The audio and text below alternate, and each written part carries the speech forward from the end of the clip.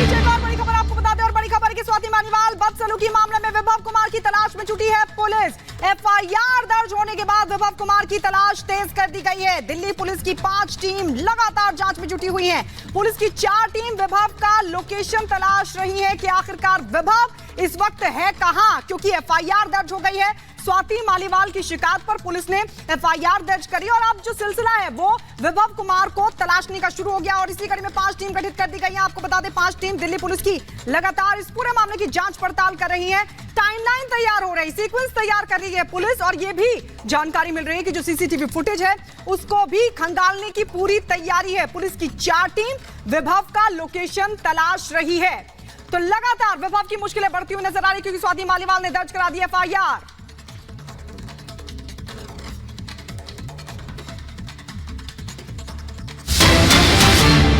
और बड़ी खबर, स्वाति मालीवाल बदसलूकी मामले में विभव कुमार की तलाश में पुलिस जुटी हुई है। एफआईआर दर्ज होने के बाद विभव कुमार फरार है। दिल्ली पुलिस की 5 टीमें छानबीन कर रही है। पुलिस की 4 टीम विभव का लोकेशन तलाश रही है।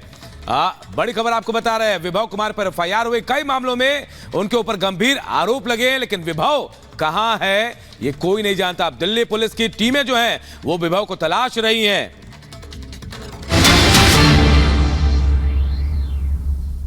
मिलना बाकी है, वो काम भी हमने पूरा करना है। हमें 400 सीट इसलिए चाहिए कि अभी भी हर घर में शुद्ध पीने का पानी पहुंचाना बाकी है।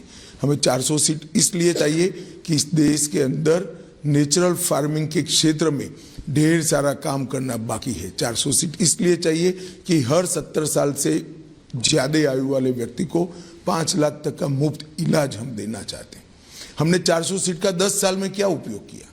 धारा 370 हटाई, ट्रिपल तलाक हटाया, राम मंदिर बना और कॉमन सिविल कोड यूसीसी लेकर हम आए।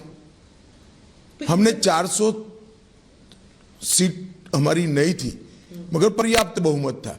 इसका उपयोग हमने संविधान सभा ने जो देश को वादे किए थे वो सारे वादे पूरे करने में। पर वो 272 से भी हो सकता था। 400 मतलब आपने जब 400 किया तो इट लुक लाइक कोई बड़ा कदम उठाना है। 400 और 272 से कोई फर्क नहीं पड़ता। हाँ, एग्जैक्टली। बड़ा कदम उठाने के लिए 400 की जरूरत ही नहीं है, अभी हम उठा सकते हैं। मैं यही कहता हूं आपको, परंतु 400 सीट कोई भी व्यक्ति अपने काम का एक्सपांशन नहीं करेगा क्या? भारतीय जनता पार्टी अपना एक्सपांशन नहीं करेगी? देखिए, बहुमत का दुरुपयोग का इतिहास मेरी पार्टी का नहीं है। बहुमत के दुरुपयोग का इतिहास इंदिरा गांधी के समय में कांग्रेस ने किया था। आर्टिकल चेंज कर दिए, लोकसभा को एक्सटेंड कर दिया, इमरजेंसी डाल दी और कोई भी कारण के बगैर 1.25 लाख लोगों को जेल के अंदर 19 महीनों के लिए ठूंस दिया। हमने कभी इसका बेजा उपयोग नहीं किया है और ना कोई राहुल बाबा को इतनी गंभीरता से लेता है सिवा आपके।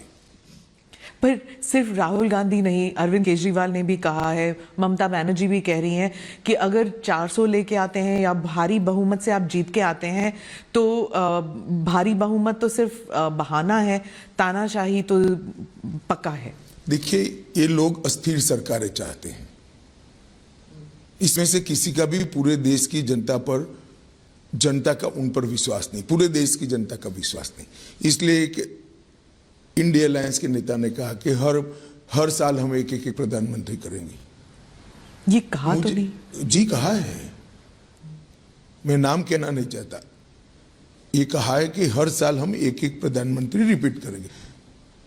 ये देश में स्थिर सरकार ने कितने सारे फायदे किए हैं देश की जनता जानती है। 30 साल तक अस्थिर सरकारों का दर्द देश ने भी झेला है, देश के युवाओं ने झेला है। 1.5 पीढ़ी पूरी निकल गई अस्थिर सरकारों में। देश कहां से कहां पहुंच गया। अब मोदी जी के नेतृत्व में 2 टर्म स्थिर सरकार आई है और तीसरे टर्म ज्यादा स्थिर सरकार आए तो मैं मानता हूं देश की जनता मोदी जी के लक्ष्य के साथ है और इसी के लिए वोट कर रही है।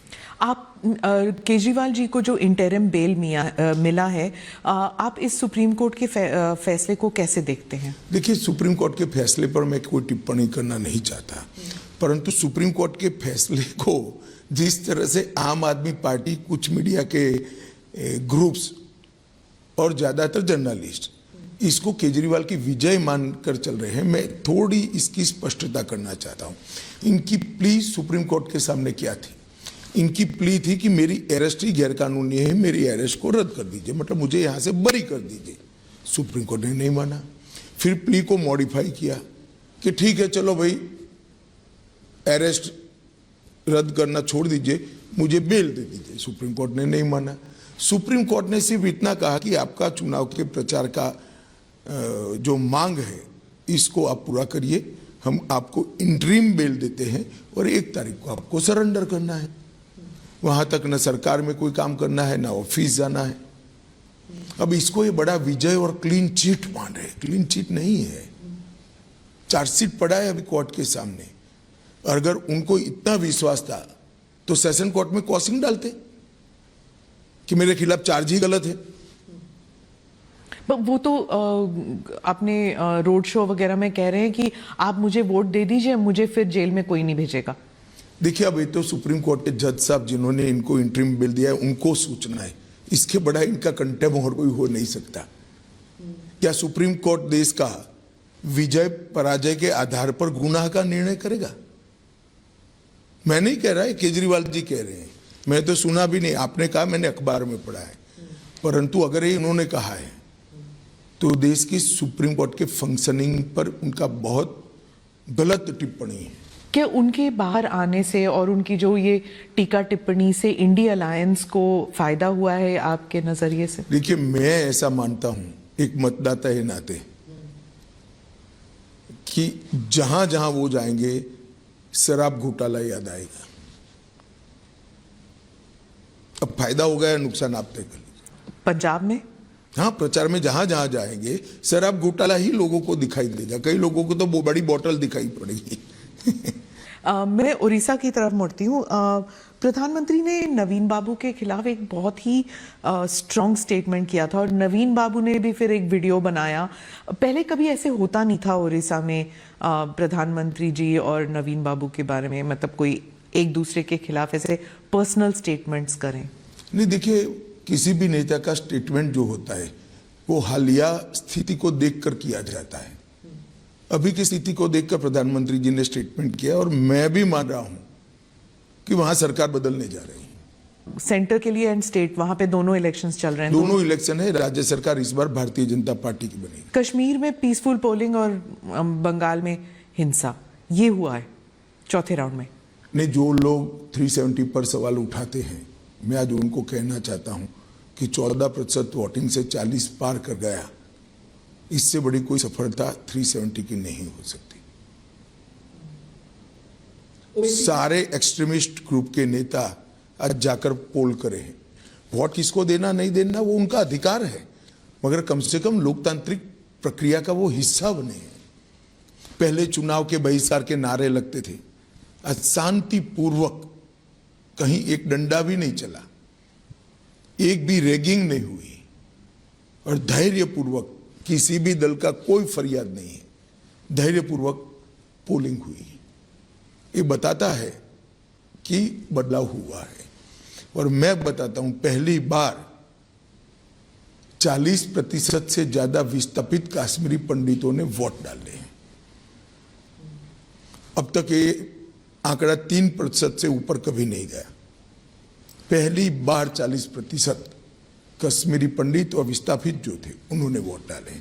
ये बताता है कि एक आत्मविश्वास आया है जनता के अंदर कि नहीं, अब हम डेमोक्रेसी के साथ जा सकते हैं। जब आप परिवारवादी पार्टी के बारे में कह रहे थे, अब एनसी और पीडीपी जो है इनके नेता तो आएंगे ही, जीत कर आएंगे। आपने कहा था कि कश्मीर में ये लोग नहीं आएंगे। मुझे लगता है परिवर्तन होगा। देखिए, ये पूरे इंडिया अलायंस का कैरेक्टर एक प्रकार से कहीं ना कहीं मिला जुला है, इसीलिए इनका एक जमघट बना है। सारी पार्टियां परिवारवादी हैं, सारी पार्टियां कहती हैं हम 370 वापस लाएंगे, सारी पार्टियां कहती हैं कि हम ट्रिपल तलाक चाहते हैं, सारी पार्टियां कहती हैं कि हम यूसीसी का विरोध करेंगे, सारी पार्टियां सीएए का विरोध करती और सारी पार्टियां भ्रष्टाचार में आकंठ डूबी हुई हैं। तो इंडिया अलायंस का एक कल्चर कॉमन है ये सारी चीजें ब्रैकेट के बाहर और ब्रैकेट में सारी पार्टियां हैं। अब देश की जनता ने तय करना है कि 12 लाख करोड़ के घपले घोटाले भ्रष्टाचार करने वाली इंडिया अलायंस चाहिए या जिस पर अभी तक 25 पैसे का भी आरोप नहीं है, 23 साल मुख्यमंत्री प्रधानमंत्री रहते हुए भी ऐसे नरेंद्र मोदी चाहिए। तो देश की जनता ने तय करना है। अमित भाई, विदेशी मीडिया जो है वो भी जो राहुल गांधी कहते हैं वही बात उठाती है कि आप 400 का नंबर चाहते हैं, आप डेमोक्रेसी को थ्रॉटल कर रहे हैं। एक मुहिम जैसा विदेशी मीडिया लेके आई है और ममता बनर्जी ने जो कहा है, आप क्या मानती हैं कि विदेशी मीडिया के अभिप्रायों पर इस देश के मतदाता ने वोट करना चाहिए? फॉरेन इंटरफियरेंस होता है इलेक्शंस में थ्रू मीडिया। वो इंटरफियरेंस नहीं है, जिसको जो बोलना है बोले। भारत का मतदाता बड़ा मैच्योर है, डिब्बे खुलने दीजिए, तीसरे दिन वो छुट्टी पर जाएंगे।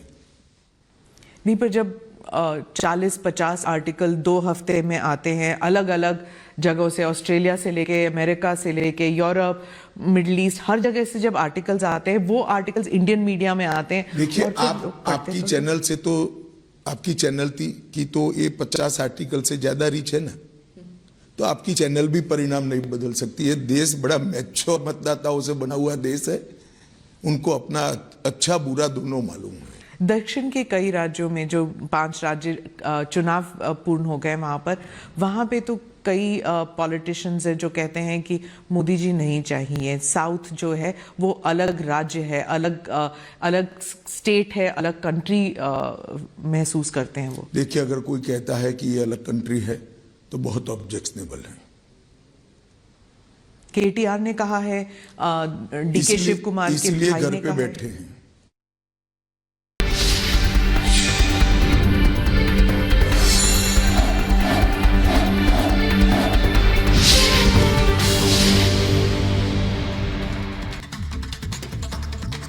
और इस बीच एक बड़ी खबर आपको बता दें, और बड़ी खबर है कि स्वाति मालीवाल मामले में विभव कुमार, जी हां, उसकी तलाश अब तेज कर दी गई है। पुलिस की टीमें लगातार तलाश रही हैं। एफआईआर के बाद 5 टीमें लगातार जांच पड़ताल में जुटी हैं और 4 टीमें लोकेशन तलाश रही हैं कि आखिरकार विभव कुमार आखिरकार है कहां। आपको बता दें, विभव कुमार स्वाति मालीवाल से बदसलूकी के मामले में एफआईआर विभव कुमार के खिलाफ पुलिस ने दर्ज कर लिया क्योंकि स्वाति मालीवाल ने दे दी है शिकायत। और इस बीच आपको बता दें, अब 5 टीमें लगातार इस पूरे मामले की जांच कर रही हैं, जिनमें से 4 टीम विभव की लोकेशन तलाश रही हैं। सवाल बड़ा है कि जब संजय सिंह ये कह रहे थे कि हम कार्रवाई करेंगे, तो अब कहां गए विभव कुमार?